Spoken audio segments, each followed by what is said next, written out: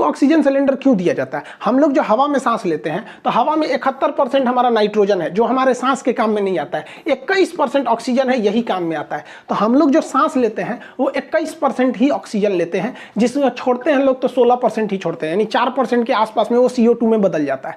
तो यही ऑक्सीजन का हमको काम है 21%। लेकिन जब हमारा शरीर स्वस्थ रहता है ना तो हम 21% में काम चला लेते हैं, चलो ना यार कोई दिक्कत नहीं है यहाँ पे। लेकिन जब हमारे फेफड़े काम करना बंद करने लगते हैं, स्थिति खराब हो जाती है, तो ये 21% काम नहीं आता है। तो एक मशीन द्वारा इसमें से क्या किया जाता है ना, ऑक्सीजन लिया जाता है, नाइट्रोजन छाट दिया जाता है, धूल कण को छाट दिया जाता है, हर चीज़ छाट दिया जाता है, और जो 21% ऑक्सीजन मिल रहा था उसमें से पूरा का पूरा छान के और 98% वाला ऑक्सीजन भर देते हैं। 98%, इसमें ज़्यादा शुद्ध मात्रा में, ज़्यादा मात्रा में ऑक्सीजन है। अब वही हवा में, खुले हवा में सांस ले रहे हैं तो कितने 21% के आसपास में ऑक्सीजन जाएगा आपका, और वही ऑक्सीजन सिलेंडर में सांस लेंगे तो 98% जाएगा। तो सोचिए ये एक ऐसे समझिए, इस चाय में कम चीनी मिली है, इस चाय में ज़्यादा चीनी मिली है, इस तरह से आप समझिए यहाँ पे। तो ये क्या है कि पेशेंट मरीज भी है ना तो उसको 98% मिल रहा है तो काम चल जाता है उसका।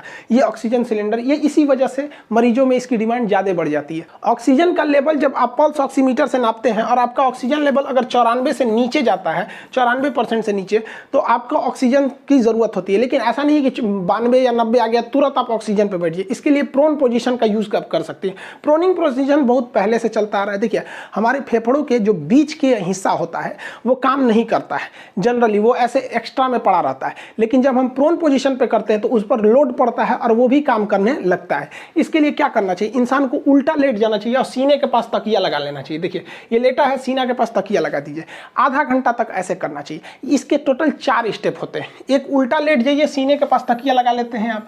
तो जब तकिया लगाते हैं तो वो जो फेफड़े का वह हिस्सा था जो काम नहीं कर रहा था वो भी पूरी अच्छे से एक्टिव हो जाएगा, जो रिजर्व में बचा हुआ था, तो ऑक्सीजन लेवल आपका बढ़ जाएगा।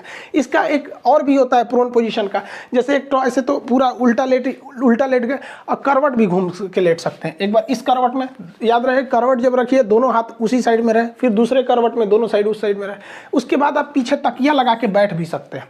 चौकी पे ही जो लेटे हैं उस पर ही आप क्या कीजिए, जैसे आदमी दीवार से टेक लेता है ना, वैसे वहां पर आप तकिया से टेक ले सकते हैं। इसे प्रोनिंग कहते हैं। इससे ऑक्सीजन लेवल बढ़ जाता है और रियल में भी बढ़ जाता है। तो जिन लोगों के पेशेंट में 92 है, 90 है, वो इसका प्रयोग करेंगे आधा घंटा सुबह और आधा घंटा शाम, तो आपका ऑक्सीजन लेवल वैसे भी आपका नॉर्मल पे आ सकता है। यहाँ पे भारत में कोरोना में जिंकोवाइट जो है, जिंक का मात्रा बढ़ाने के लिए है, लिम्सी जो विटामिन सी के लिए है, ये जरूरी है, ये फिक्स है। यहाँ पे डेक्सामेथासोन भी बहुत ज़्यादा फायदा कर रहा है। ये आपका मतलब स्टेरॉइड में, मतलब फीवर वगैरह में आप लोग इसका यूज करते हैं, लोग ज़्यादा तो डॉक्टर इसमें यूज कर रहे हैं यहाँ पर।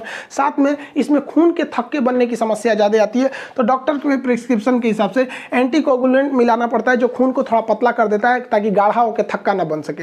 रही बात रेमडेसिविर की कालाबाजारी इतनी ज़्यादा हो रही है जिसका कोई हद नहीं, जबकि रेमडेसिविर कोई रामबाण नहीं है। इसका एक फिक्स है कि शुरुआती दिनों में अगर आपको रेमडेसिविर लग जाता है स्टार्टिंग फेज में तो कुछ हद तक सुधार हो सकता है। लेकिन कुछ लोगों को ऐसा लग रहा है कि रेमडेसिविर ले लेंगे तो बच जाएंगे। एक आदमी से हमारी बात हुई, कहा सर हमको कोरोना का कोई डर नहीं है, हमने रेमडेसिविर रख लिया। हम कहे वाह अरे भैया वाह, रेमडेसिविर रख लिए तो बच जाएंगे यहाँ पे। नहीं भाई, उस तरह से तो बहुत से ऐसे लोग हैं जो हॉस्पिटल भी नहीं जाते हैं, चौकी पे बैठे रहते हैं तो ठीक हो जाते हैं। तो क्या चौकी को आप इंजेक्शन मान लेंगे, ये चौकी पे बैठ जाइए, क्या बैठा पे चाचा ठीक हुए थे, हम वो ठीक हो जाएंगे?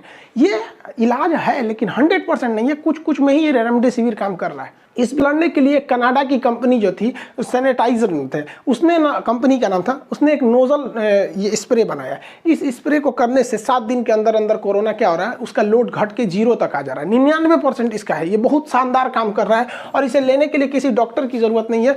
नॉर्मल इसमें लगा है, इसको दबाइएगा तो स्प्रे का, कैसे सैनिटाइजर में दबाते हैं तो फेंक देता है वहाँ पे, तो नॉर्मल लगा के इसको करके प्रयोग किया जा सकता है। हालांकि ये बहुत बेहतरीन सक्सेस हुआ है कनाडा में। हालांकि इसका कई जगह मान्यता भी मिल गया है, ब्रिटेन हो गया, इजराइल हो गया, इसे मान्यता दे दिया है। तो भारत सरकार को भी इसे देना चाहिए। देखिए ब्रिटेन भी तो पागल है नहीं जो इसे मान्यता दे देगा फालतू में। इजराइल हम लोग से बहुत टेक्नोलॉजी में आगे, उसने जब मान्यता दिया है तो मतलब इसमें कुछ है। और दूसरा, अगर मान के चलिए कि ये उतना काम नहीं भी करेगा। तो कौन सा हम इसको ब्लड में दे रहे हैं, ससुरा नकिए में न दे रहे हैं, बहुत ज़्यादा नुकसान नहीं करेगा। तो क्रीम पाउडर ये सब जो बाहर से चीज़ लगते हैं उतना नुकसान नहीं देते हैं। तो भारत सरकार भी इस पर ये अप्रूवल के लिए दे रहा है। हालांकि ये पार्टनर खोज रहा है भारत में, और जैसे पार्टनर मिल जाएगा भारत सरकार के DGC जो है drug controller general of India, वो परमिशन दे देंगे तो हो जाएगा। तो इसी तरह का नोजल भारत बायोटेक भी बना रहा है और सीरम इंस्टीट्यूट ऑफ इंडिया भी बना रही है। लेकिन अभी ये लोग स्टार्ट किए हैं, जुलाई अगस्त तक जाएगा, तब तक कोरोना का पीक आएगा मई के बीच में। तो ये इससे इमरजेंसी अप्रूवल मिलेगा तो एक राहत की सांस लेंगे हम लोग। दो भी वैक्सीन से डर रहे हैं, ऐसे लोगों को क्या करें। देखिए, बीड़ी, सिगरेट, गुटखा, पान, इस सब पे लिखा रहता है यह मौत का कारण है, लेकिन फिर भी लोग उसको खाते हैं। और वैक्सीन पे लिखा है कि आपकी ज़िंदगी बचा सकती है, लेकिन फिर भी इससे लोग डर रहे हैं। वाह रे वाह, यही तो है हमारे यहाँ गुटखा का प्रचलन। बोलो जुबां केसरी, मरो ससुरे तू नहीं जुबां केसरी। यहाँ बोलो के वैक्सीन लगाएंगे हम तो ना, जुबां केसरी करिए, केसरी जुबां। इस बताइए, गुटखा से लोग नहीं डरते हैं, हजारों लोगों की जान लेता है शराब, गुटखा, पान, बीड़ी, लेकिन ना वैक्सीने से इन लोग को ज़्यादा डर लगता है। देखिए, आप सब लोग को एक बात बताते हैं, एकदम ध्यान से समझिएगा।